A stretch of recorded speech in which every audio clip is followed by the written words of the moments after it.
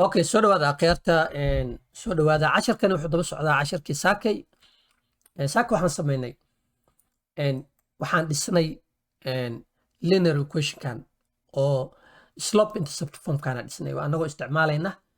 order pairs-kan ama coordinate-yadan x and y anagoo isticmaalayna functionana waa isticmaalnay aan slope-ka aan kula soo baxnay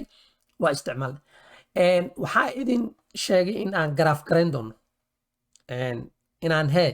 inaan equation-kan aan graph garayn doono hadhowtana graphkana aan arki doono bal asagana inuu soo tuuro equation-ka aan hadda already annaga halkan ku qoranay oo ah y equals to x minus 1 marka ina keena let's get to it waxaan select garaysanayaa labadan column oo ah labada column oo maaragtay coordinateska ama order pairska ay ku jiraan insaadaan tegaya jad areadan tegaya meeshan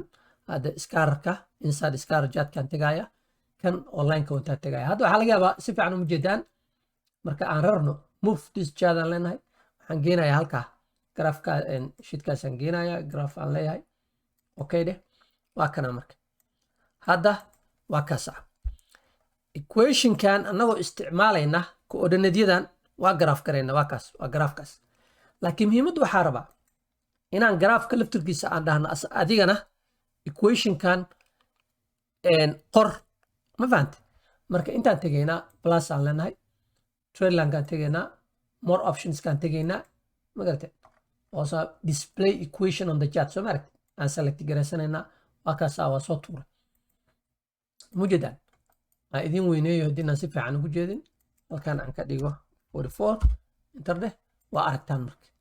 wuxuu yiri y chart kani yeah and equation kiisa waxa weeye y equals 2x minus 1 and akhyaarta journalkiga ku xiran waxaa aragteen pretty much excel ama programkan microsoft excel ah inuu isticmaali karo qof kasta oo markaasi danta uu leeyahay hadduu arday yahay oo uu maaragtay graphs wax loo diro uu qori karo inuu adeegsan karo haddii uu qof business la yahayna casharadeeda kale waa aragteen oo ku saabsan sida businessyadana loogu maaragtay maamusho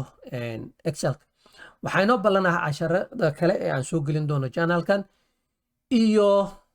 halkan ayaa inoo ballanaha sidaas nabadgelyo